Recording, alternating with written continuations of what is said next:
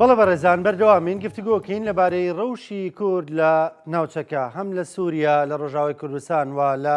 باکووری کوردستان و ڕۆژی حکومڕانی لە باشووری کوردستان گفتوگوێن بابەتانە دەکەین بە میوانداری زۆر بەڕێز مامۆستا بوبەکر کاروانی سیاسەتمەدار و ڕووناکبیر. مامۆستا سڵاو لێبێ بە خێراتی سپاس دەکەم. سپاس بە بەشداریکردن لە بەرنامەکە بە خێراتی. مامۆستا بەڕوانینی تۆ ڕەوشی کورد چۆن نەبینی ئێستا لە ناوچەکە لەبێ ڕووداوەکانی سووریا بە تایبەت؟ بەڵێ بناوی خی بەخشندەی میهرەبان بەگشتی ڕەوشی کورد لە دۆخێکی باشە. ئەو سیستەمە سیاسی و ئەمنی و یعنی دەوڵەتداری کە لە دوای لۆزانەوە لە ناوچەکە پێکات و کورتیتیا زیندانی کراوە لە مافەکانی بێبەش کرا، یعنی بە جۆرە لە جۆرەکان گۆڕانی بەسەر هاتووە لە عێراق و سووریا تا ڕەدەی هەڵوەشاوەتەوە بە تەواوەتی شەڵە شابێتەوە بە شێوەیەک هەڵوەشاوەتەوە. بۆیە گەر بێت و کورد خۆی هەبێ خۆی کۆکاتەوە بە بڕای من ئەوەندەی دەرفەتی لە بەردەمایە ئەوەندە هەڕەشەی لەسەر نییە ئەگەرچی هەڕەشەشی لەسەر. باشە بە بڕوای تۆ لە ڕۆژاوای کوردستان لەوێ ئێمە دەتوانین ئەو مافانەی کە کورد داوای دەکا بەدەستی بێنین؟ جا پرسیارە گەورەکە ئەوەیە و تەحەدا و ئاڵنگاریەکی قۆناغەکەشەوەیە. جارە لە هەموو بۆ ئەوەی ئێمە وەڵامی و پرسیارە بینەوە پێشەوەی سەیری ئەوەکەین ئەوانەی لە تورکیا دەسەڵات عفو لە سووریا دەسەڵاتدارن چێن و ئەکتەرە نێودەوڵەتی و هەرێمایەتی کاریگەران لە دۆخی ئێستای سووریا چێن ئەبێ وەڵامی خۆمان بینەوە. ئەی ئەمە وەکو کورد دەتوانین تێگەشتێکی هاوبەشمان هەبێ بۆ مافەکانمان لە ڕۆژاوای کوردستانە تام لە حزەیە نەخر تام دقا ئێمە وەکو کورد تێگەشتێکی هاوبەشمان نییە و نوێنەراتێکی هاوبەشمان نییە و تا ئێستا ڕێک نەکەوتوین لە سەر کۆتایی هێنان با ئەو کێشە و ناکۆکیانی کە لە نێوان ئەنە کەسە و هەسەدا هەبووە. کەواتە بەڵێ دەرفەتێک لە بەردەمایە بۆی کە ئێمە لانی کەمی ئەوەی ئەمانەوەی لە دەستوری نوێی تەرکیا بچەسپێ و ئێمە لە بەردەم دۆخێکی تازایین، یعنی دەستورێکی نوێ بۆ سووریا نووسرێتەوە سیستمی سیاسی دیاریەکرێ دەوڵەت جارێکتر دامەزرێتەوە ئەگەرێ بێت و ئێمە ئەو دیفاکتۆی ئێستا هەمانە ئەو واقعی ئێستا هەمانە لە ڕۆژاوی کوردستان و گەورەتر لە ڕۆژاوی کوردستان لە 125 خاکی سووریا گرێتەوە ئەگەر بێت و نەیخینە چوارچەوەی ئەو دەستورە ڕەوایەتی پێ نەدەین، یعنی ڕەوایەتی دەستوری بۆ دابین نەکەین بێگومانی من ناتوانین بەرگری لێ بکەین. لەبەرەوە پرسیارە گەورەکە ئەوەیە تاکو ئێستا لە ڕاستیا کورد نەیتوانێەوە خۆی پێناسەکە بەڵام دەرفەتەکانی لە دەست نەچوون من لە وتارێکە بە درێژی باسی و مەسەلەیەم کردو.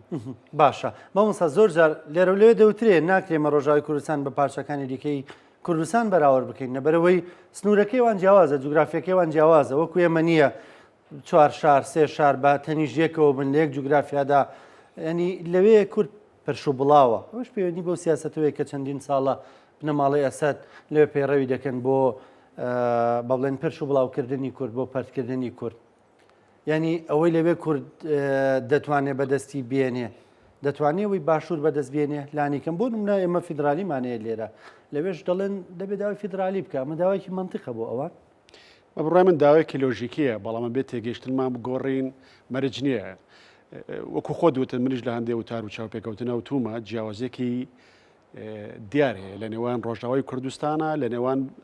باکوور و ڕۆژهەڵات و باشووری کوردستانە. لەم سێ پارچەیە جوگرافیایەکی یەکانگیرەیە، یعنی شارەکان و ناوچەکانی کوردستان بەدەم یەکەوەن بەمانای وشە نیشتیمان پێگەیەنە نیشتیمان دروستەکەن، بەڵام لە ڕۆژاوی کوردستان هەم لەبەرەوەی کە بەشێکی کەمی کوردستان کەوتۆتە ئەوە هەم لەبەر ئەو پرۆسەی بە عەرەبکردنەی کە ساڵانێکی زۆری خیانوە، یعنی لە نێوان شار و شارۆچکەکانی کوردستانی ڕۆژاوایە دوورگەی دانیشتوانی عەرەب هەیە. بۆیە بێت تێگەیشتنمان بۆ فدراڵیە دوابێ ئەگەر داوای فدراڵەتیشکەین کە بە بڕای منە بێ بیکەین ئەبێت تێگەیشتنمان بۆ هەبێ خەڵکی تریشمان لەگەڵا بێ ناسنامەی کوردیەکە پارێزراو بێ مافە کوردستانەکە پارێزراو بێ ئەکرێ ڕەگەزی زاڵ بێ. بۆیە ئێستا شەڕەگەورەکە ئەوە نییە ئێمە داوای فدراڵەتێکی نیانێکین ئایا شەڕەگەورەکە ئەوەیە لە ئاستی سووریایە یعنی بنەمای فدراڵەت دەچەسپێ؟ ئایا داواکاری هەیە؟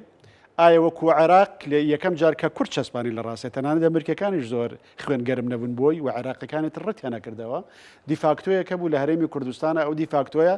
یعنی وای لێکرا کە سیستم لە عێراق بێ بە فدراڵی ئەگەرچی تا ئێستا نەبوو بە فدراڵی لەبەرەوەی عەقڵیەتی قبوڵکردنی فدراڵ لە عێراق نەبوو لە ڕاستیە دیفاکتۆ کوردیەکە بوو. دیفاکتۆ کوردیەکەش هەرە و چوارچەوەی هێشتەوە کە پێڵە هەرێمی کوردستان نەیتوانی گەشە بکە بۆ چارەسەرکردنی مەسەلەی کورد لە کوردستانی باشوور. لێرەژەوەیە ئایا عەلەویەکان و دوورزیەکان ئایا خودی ئەو ناوچەی و ئەو داواکاری ناوچەیانە هەیە لە ناوچە سونیەکان ئایا ئەو تێڕوانینی هەیە لەلایەن خۆر ئاواییەکان و ئەمریکەکان و ئیسرائیلەکان و ئەوانە بۆ ئەوەی کە دەوڵەتێکی ناوەندی بەهێز لە سووریا دروست نەبێتەوە یا بۆ ئەوی شەڕەکە نەبێ و دەوڵەتی سووریا جارێکتر نەبێ بە دەوڵەتێکی شکست خوارد و بۆ ئەوەی ئەوروپا لە بەردەم شاڵاوێکی تری ئاوارەکانە نەبێ و هەروەها نەبێ بە کانگایەکی بەپیت بۆ سەر هەڵدانەوەی تۆریزم لە ناوچەکەیە هەموو ئەوانە هێشتا ئەبێ شەڕەکە هی ئەوە بێ قۆناغی دووەمە تێگەیشتنمان بۆ چۆنیەتی پیادەکردنی فدراڵێتەکە چۆن بێ ئێستا بێ شەڕی چەسپاندنی بنەمایەکە بکەین. باشە مامۆستا لە ئێستادا وا دەردەکەوێت هێزەکان تا ڕادێک داواکاریەکان جیاواز هێزە کوردیەکان بەتایبەت بۆ نمونێ باز لە پێ دەکەین لایەنە سیاسیەکەی و هەسەدە هێزە سەربازیەکەی لایەنە کوردیەکانە لە بەرامبەریش دایمە ئەنە کەسەمان هەن ئەوانیش هەر کوردن بەڵام وەکو دوێنێ ڕۆژنامەنووسێکی ئەمریکی نووسیوێتی کاتێک هێزەکانی سووریا دیموکرات لە بەرەکانی شەڕ دەجنگان دژ بە داعش و هێزە تیرۆریستیەکان ئەم هێزانەی تر لە ئوتێلەکانی هەولێر و تورکیادا ئیسراحەتیان دەکرد پاڵیاندا بۆ ینی بەڵام دوجارەمان کوردن ئێستا کاتیەوە نیە قسانە بکرێت داواکاریەکانیان پێ دەچێت جیاواز بێ ئەنە کەس ئێستا داوای بەڵێمە دەبێت داوای فدرالی بکەین بەڵام هێزەکانی سووریای دیموکرات و پێدە دەڵێ ڕەنگە لەم خۆناغەدا لا مرکزی بۆ ئێمە گونجاوتر بێ. جا بە بڕای من جارێ ئەو قسێ و ڕۆژنامەنووس ئەمریکیە زۆر خراپە یعنی لام کاتانەیە زۆر خراپە. من قسەیەکی بارزانی بیرەیەنمەوە مستەفا بارزانی کاتی خۆی پێم وایە لە بارزانی باوک مستەفا بارزانی لە شەستەکانە ئەندامێکی مەکتەب سیاسی پارتی پێڵێن ئەڵێن ئەم ئەندامە پیاوی کەبیجیە یعنی دەستگای هەواڵگری رووسیا مەیهێنەرە مەکتەبی سیاسی ئەوی ژەڵێ لەبەر ئەوەی پیاوی کەبیجیا بێتە مەکتەبی سیاسی یعنی ئێمە ئەگەر تێگەشتێکی فراوانی نیشتیمانیمانە بێ ئەگەر لە ئەنجامە ئەگەر قاوەقێکی هینمانە بێ بۆ نمونە ئەنە کەسە من لە باتی هەسەدە بم ئەنە کەسە لە تورکیا نزیکە بۆ نمونە لەوبەر ئەوە باشە لە تورکیا نزیکە یعنی ئێمە توانین نزیکی ئەنە کەسە لە تورکیا لەم قۆناغەیە ئەگەر ڕێککەوین لەسەر بەرنمەیەکی نیشتیمانی زۆر سوود لێ وەرگین ئەنج توانین ئێمە کە ئەوان نەڕۆشتنەوە بۆیە من دیفاعە لە ئەنە کەساکەم لە هەسە پێداکەم بۆ من کوردی ڕۆژاوە گرنگە بۆ من هێزەکان گرنگ نین بەو ئەندازە هێزەکان گرنگن یعنی توانای وەڵام داناویان بە خواستەکانی کوردێ لە ئەو پارچەی کوردستانە بەڵامەرەوەی کورد بێ ئیتر گرنگە بۆمان بەڵام ناوێت جیازی بکەین لە نێوان کوردێکی تێکۆشەر و کوردێک کە ئەخدادا جیاوازی ماکەن ئەگەر جیاوازیم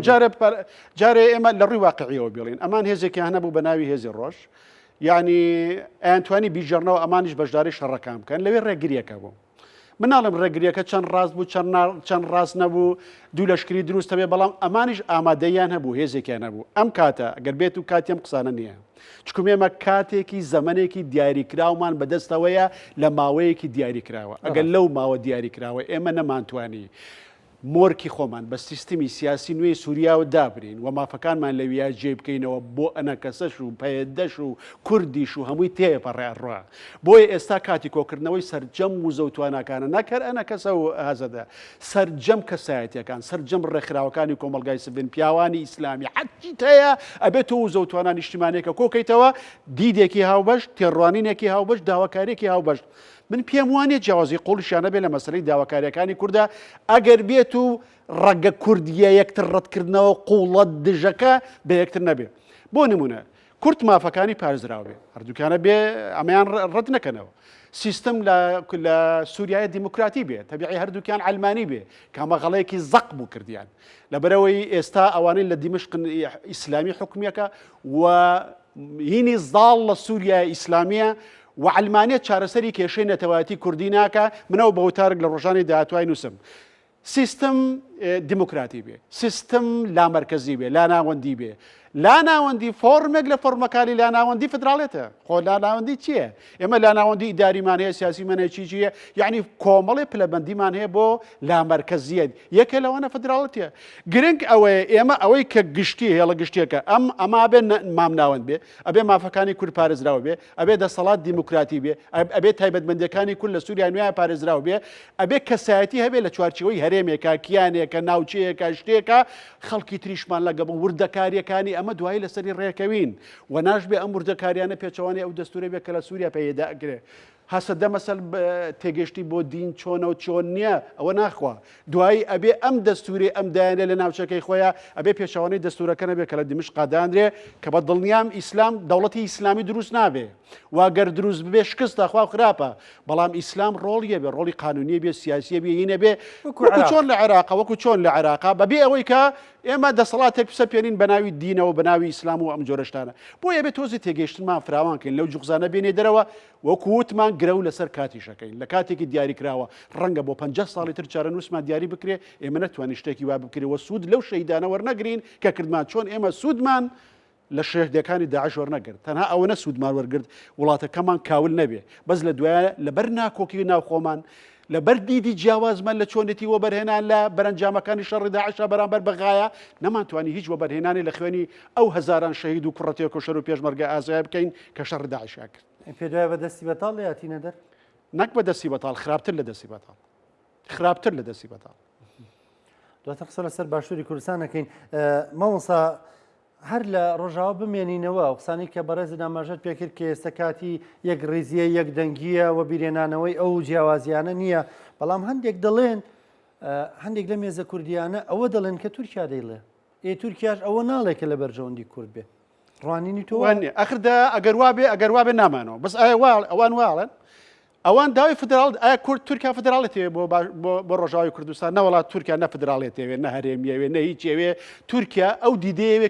کە لە کوردستانی باشوورایە دەوڵەتێک دروست ببێ دەوڵەتی هەمووان بێ کورد بۆی هەبێ وەزیری دەرەوە بێ سەرۆک کۆمار بێ وەزیری بەرگری بێ کورد وەکو هاوڵاتیش مافی پارێزراوە بێ ئەگەنا تورکیا لەگەڵ هەرێم نییە و لەگەڵ فدراڵیەت نییە و لەگەڵ هیچ نییە بەس کاتە مەسەر ئەنە کەسە داوای فدراڵێتەکە کاتە داوای فلان شتەکە ئێمە داوای بڵێ داوای ئێگەر خۆت داوای تورکیا بێ داوای فدراڵەتکە اینجا ئەم داوای تورکیا وەڵڵە هەر زۆر باشە پێشوازی لەکەین هەی دەست خۆش لە تورکیا کە قەنەعەتی وا هاتووە کە لەگەڵ کورد هاوپەیمان بێ و پێی ناکرێ دژی بزوتنەوەی مێژوو بوەستێ چکم کورد گەشاکە مەسەلەی کورد لەم ناوچەیە گەشاکە ئەگەر ئەو لەگەڵ فدراڵێتە باشتر ئەگەر تورکای لەگەڵ بێ ئاخر مامۆستا ئەگەر هەرێمێک دروست بێ با بڵین کە تورکیا قەیومی خۆی دابنێ ئەمە چ کوردایەتیەکە ئەخرهان نا خۆ تورکیا سووریا بەشێک نێ لە تورکیا ئاخر خۆ وەکو تورکیا نا تۆ ئاخردەها چێ حکمی هەرێمەکاکە گرنگ نیە جارێ ئێمە هەرێمەکە دروستکەین قسەیەکی زۆر جوانە بۆ کاتی خۆی ئەمە بۆ ئیسلامیەکانی ئێستاش بەرامبەر ڕۆژ ئاوا زۆر گرنگە کاتێک کەمالیزم کەمالە تاتورک خەڵکی دروستکردنی ئەم دەوڵەتە نوێی تورکیا بۆ لە دوای جەنگی جیهانی یەکەم بەم عەلمانێتە توندڕە و خوێناویەوە کە ئیسلامی قەدەغەکرد لە وڵاتەکەیە زانایەکی زۆر گەورە ئەگەر مێشکم غەڵەتی نەکردبێ عەبدولحەمیدی کوڕی بادیز بوو یەکێ لە گەورە زانایانی جەزایر ئەڵە لیان پرسی کەمالە تاتورک ئەلمانیە دژی ئیسلامیە ئەوەیە وتی لێی گەڕێن جارێ با کۆمارێ دروستکە لە دوایی یا چاکەکەین و ئەهێنینەوە و ناسنامەکەی پارێزینەوە ئەهێنوێنی شوێنی خۆی چێ بۆ کورد شتێک دروستەکە کەمەلە تاتورکە ڕەزاشایە مولحیدە موئمینە لێی گەڕێن باش شتێ بۆ کورد دروست ببێ باش شتێ بۆ کوردستانەکان دروست ببێ لە دوایە ئێمە بە جۆرەکتر ناسنامەکەی چاکەینەوە ئێستا دەوڵەتەکەی کەمەلە تاتورک چێ حکومیەکە حیزبەکەی کەمەلە تاتورک حکومیەکە حیزبەکەی کەمەلە تاتورک حکمی ناکە ئەمە زۆر زۆر گرنگە لە ڕاستەکە ئێمە ئەگەر چوارچێوەیەکی خۆپێناسەکردنی کوردیمان دروست کرد ئەگەر تایبەتمەندی کوردیمان چەسپان لە دەستوری نوێیە ئەو کاتێ ئێمە ڕێکەوەین لەسەر میکانیزمەکانی دیموکراسی ئەو کاتە هەڵبژاردنە بێ ئەو کاتە خۆی ئێمە هێزی چەکدارمان نابێت لە ناو هەرێمەیە خۆ وەکو ئێرە نابێت بەو ئەندازە تەبیعی هەسەتە پێی وایە ئەتوانێت ئەمە بچەسپێ من بە بڕای من بە قورسیە زانم تایبەتمەندی بدرێ بە هێزەکانی سووریای دیموکرات لە ناو سوپای نوێیە بەس ئەگەر بتوانن سەرکەون بەسەر ئیرادەیەکە لەوانەش تورکیا کە ئەم هێزانە بکەن بە بەسێ لە هێزەکانی سوپای نوێر بە بڕای من سەرکەوتووە ئەو کاتە خەڵکەکەین بەناو بژیوان چۆن چێمان حاکم بین بەس ڕێک کە ئەکەوین لەسەر دەستورێک چۆن حکم بکەین چێ حکومەکان مهم نییە چۆن حکومەکان مهمە ئەویش لە دەستورێک کابێ هەمومان لەسەری ڕێککەوتبین زۆر باشە مامۆستا باسی تورکیامان کرد پەیوەست هەر بە ڕەوشی کورد لە ناوچەکەەوە لە باکووری کوردستان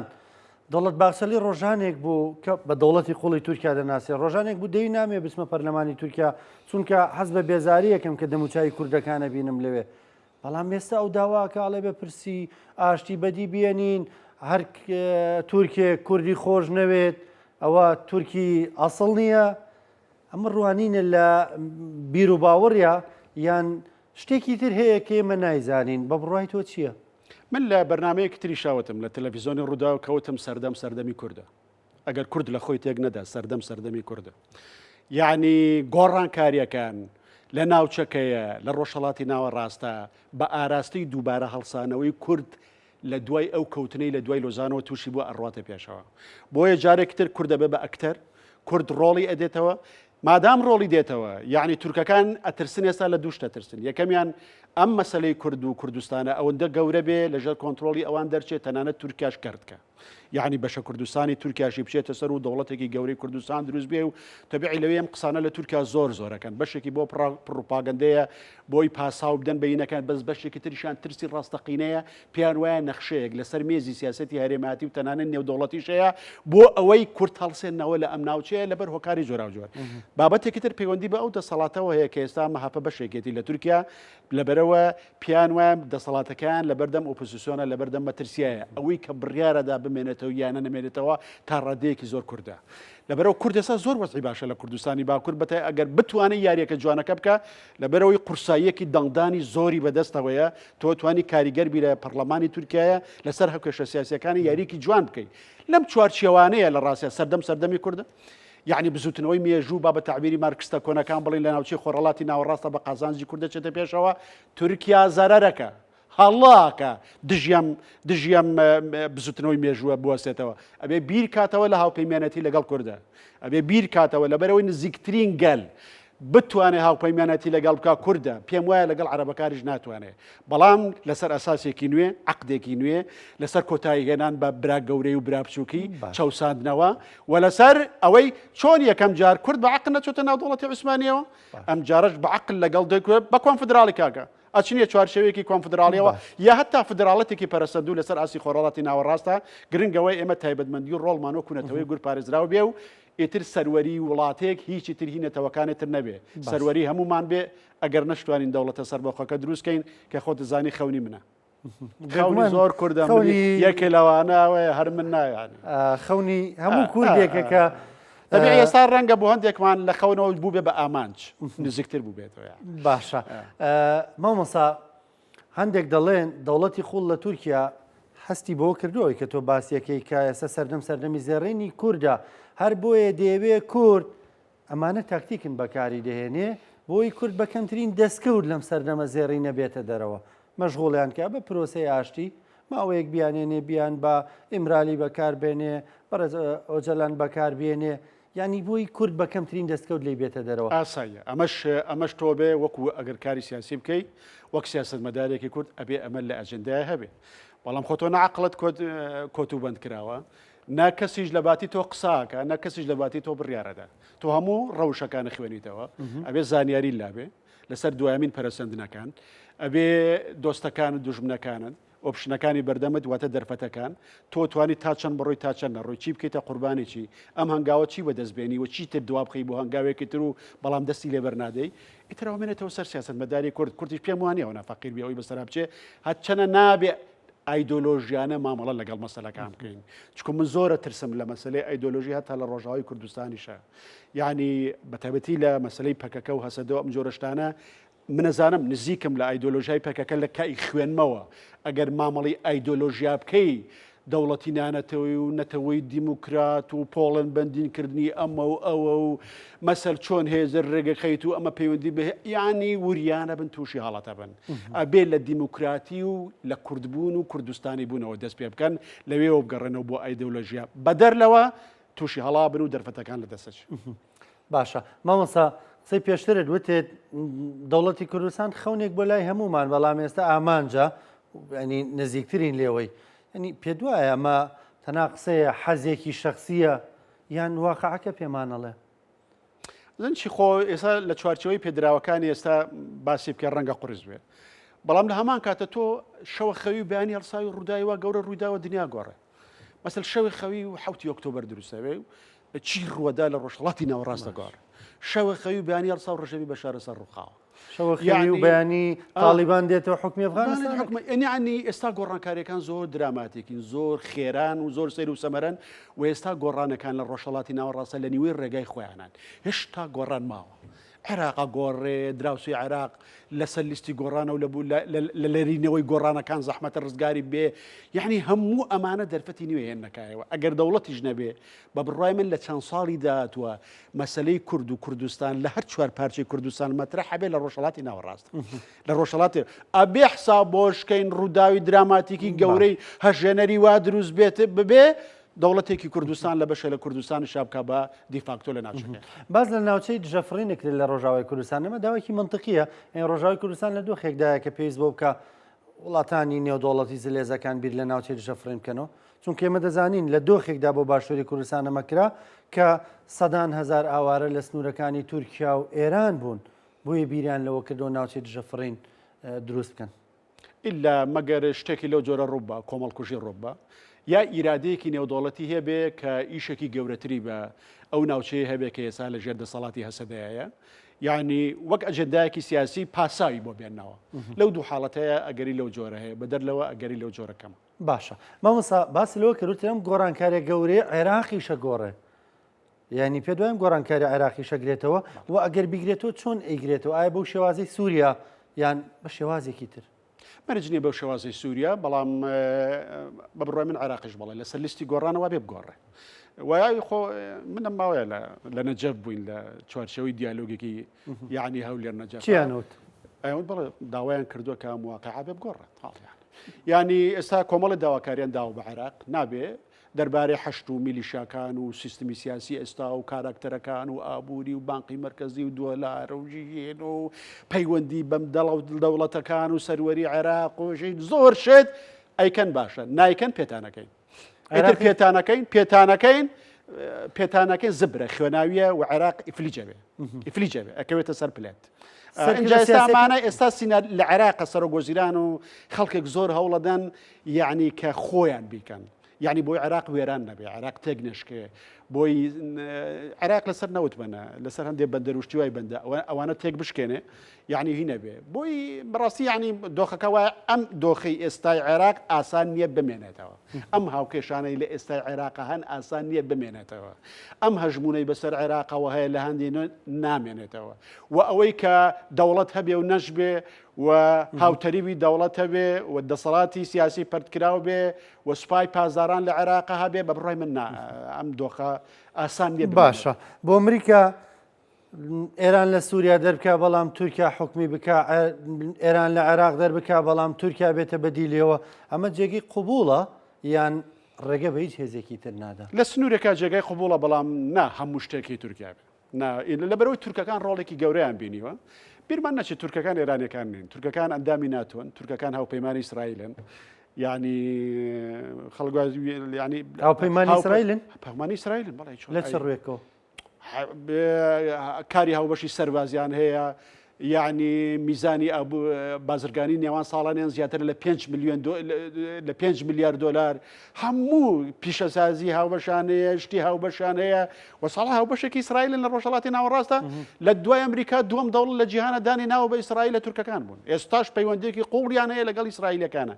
مەبەستمەوەیە کە بەشێ لەو ڕۆڵی هەتا ئەمریکا و ئیسرائیل ئەیبینێ تورکەکانی بینن بەسەل ئەمریکەکان لە ڕێی تورکەکانەوە پەیوەندیان لەگەڵ تەحریری شامە هەبووە بەکەل بەشە لەوەی ئیسرائیلەکان ئەوێت تورکەکان بۆیان جێبەجێەکەن لە دیمشقا ئەمەش خاڵێکی بۆ کورد خراپە ئەم بەشیان بۆ کورد خراپ بەس ئەوەی عەرەبەکان و ئەمریکەکان و ئەوروپیەکان و هەموو گۆڕەپانەکە چۆڵکەن بۆ تورکیا بڕواموانە باشە مامۆستا عێراق دەگۆڕێمە لە باشووری کوردستان ئامادەین بۆ ئەمە لە پرۆسەی ئازادیدا کە ڕژێمی باز ڕووخا کورد ئامادە بوو هێزە کوردیەکان هاوبەش بوون پێکەوە بوون لانی کەم سەرکردەکانی کورد پێکەوە یەک قسەیان دەکرد و بەشێکیش بوون لە ڕووخانی ئەوە دەزانین ئێستا ڕووخانەکە بۆ شێوازە نییە بەڵام گۆڕانکاریە ئێمە لە باشووری کوردستان ئامادەین بۆ ئەو گۆڕانکاریە شتەکە ڕێژەیە یعنی ڕەنگە هەندی هێزمان ئامادە بێ هەندی هێزی ترمان ئامادە نەبێ بەس وەکو هەرێمی کوردستان وەکو بڕیار بەدەستی کوردستان ئێمە تا ئێستا نەمانتوانێت حکوومەت پێک بێنین نەمانتوانێت ڕێککەوین لەسەر دەستورێک بۆ هەرێمی کوردستان ئێمە هێزێکی هاوبەشمان نییە کە یعنی 5 دانە ساڵە 4 دانە وڵاتی ئەوروپی گەورە داوا لە ئێمە کە هێزێکی پرۆفشناڵی نیشتیمانیتانە بێ ئێمە بەشێکە بین لەوە بەڵام ئایا بە جۆرەی پێویست ئامادەین بێگومان بە جۆرەی پێویست ئامادەنین هەندێک هێزمان بەشەکە لە ناو سیناریۆکەیە هەندێک هێزێک ترمە لە ناو سینۆرەکە نییە مەبەستی چێلەوە بەسمەوەی تا ڕادێ پارتی دموکراتی کوردستان زیاتر لە ناو سینناۆکەیە لە ناو سینناۆی گۆڕانکارێکە پێم وایە باشە بۆ پێ دوایە مەسەلەن لەکێتی نیشتیمانی کوردستان وەکو ێزێک کاریگەر لەناو سینناۆکەیان نیە لە ناو سینناۆکەیە نەڵم لە دەرەوەی سینناۆکەیە بەس نە بەو قورسایە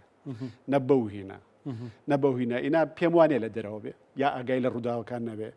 یا هەتا یعنی ئاڕگۆڕەوەی بیر و ڕام یان نەزانێت چی ڕۆدا پێم وانە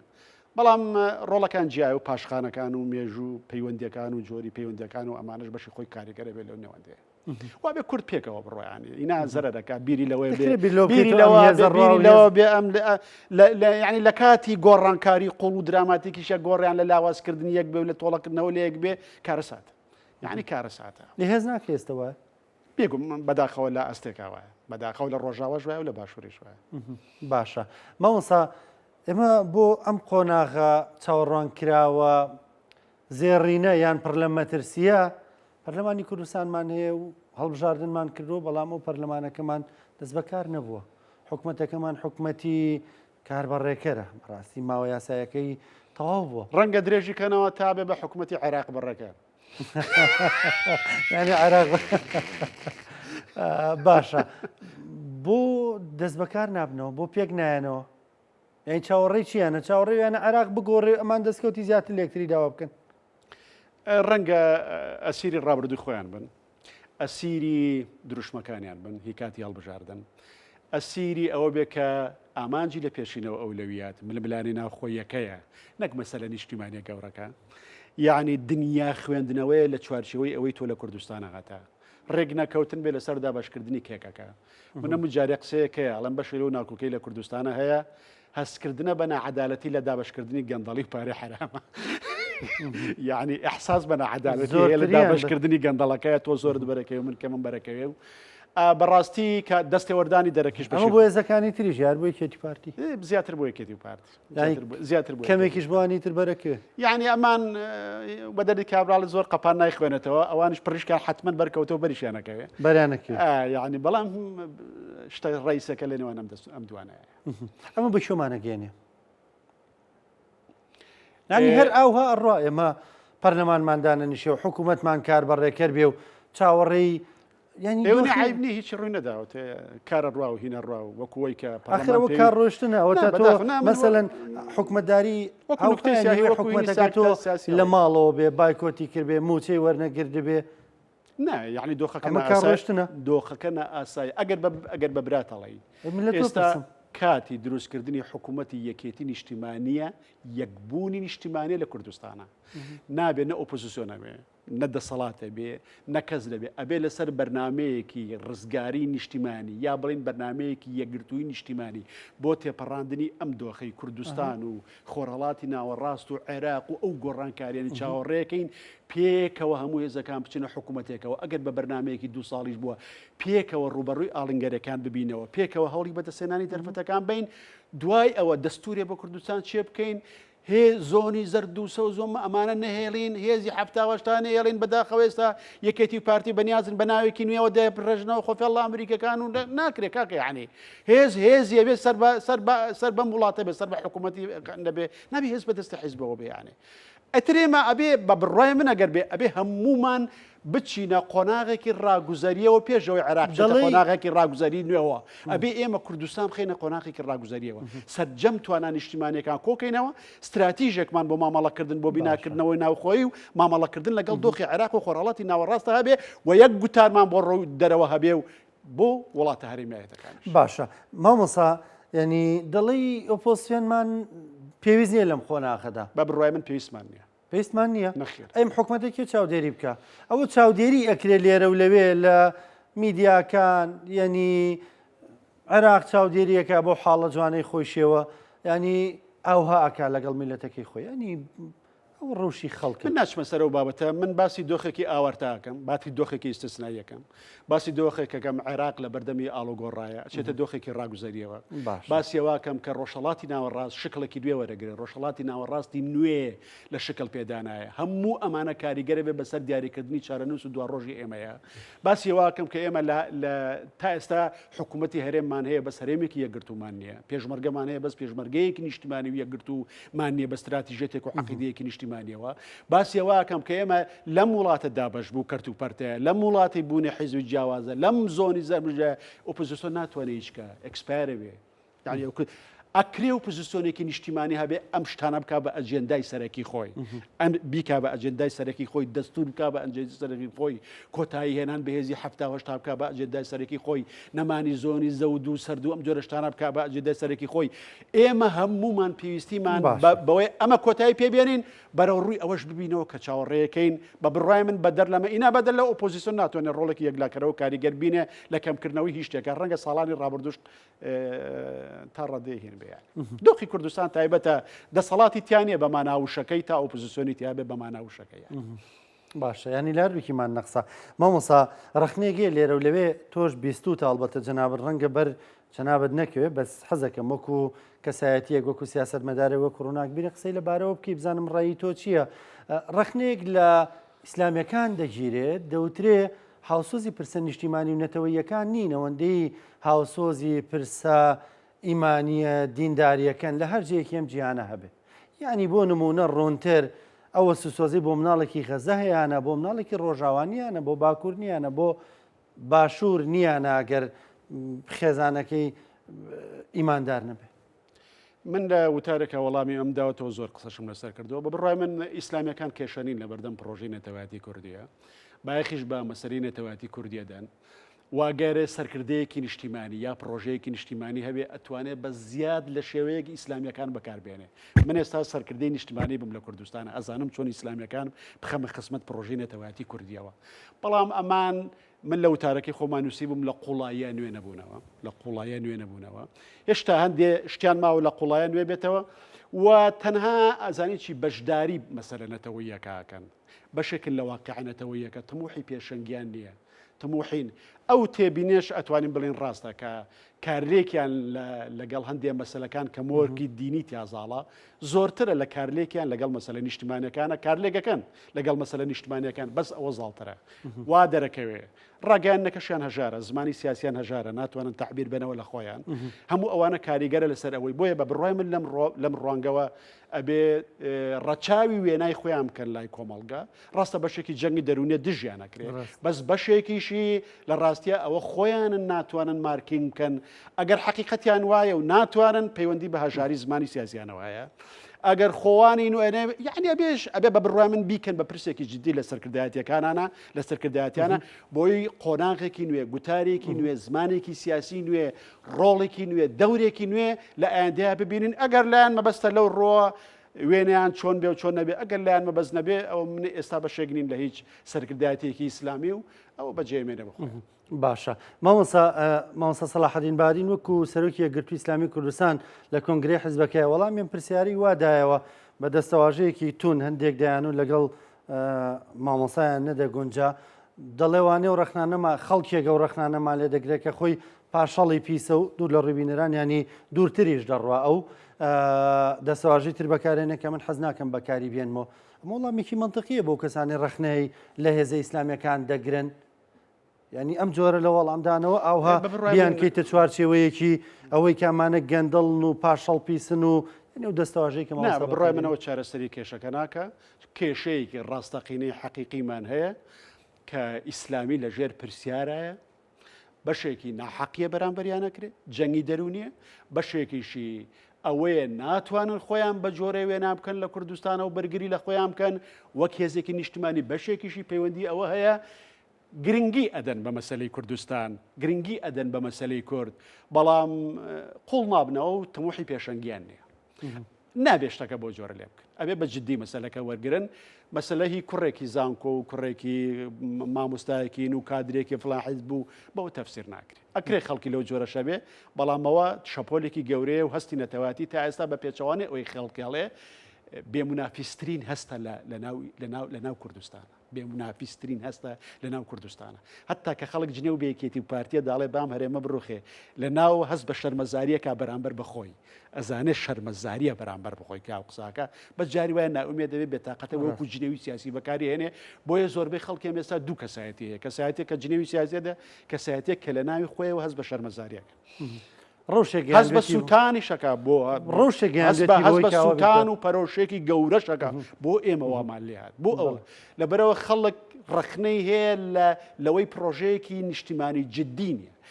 ڕخنەی هەیە لە بەرەوەی ڕەمزی نیشتیمانی نێهی هەمومان بێ ئەگینان ڕەمزی نیشتیمانی هی هەمومان هەبێ پرۆژەیەکی نیشتیمانی نەتەوەی جددیە بێ ئەو گەنجانەی کە خەڵک پیان وایە هیچ ئینتیمای نەتەوەیەتی و نیشتیمانیان نیە بە قووەترین هەستی خۆیان دەرەبڕن وابن بە بەشە لەو پرۆژە باشە ماوەسا پێشتر ئەمەش بۆ کردوتت من ێستا لە دەرەوەی هەموو حیزبە ئیسلامیەکانم سەرکردایەتی حیزبە ئیسلامی لە سەرکردایەتی حیزبە ئیسلامیەکان ئێمە نووسەر و سیاست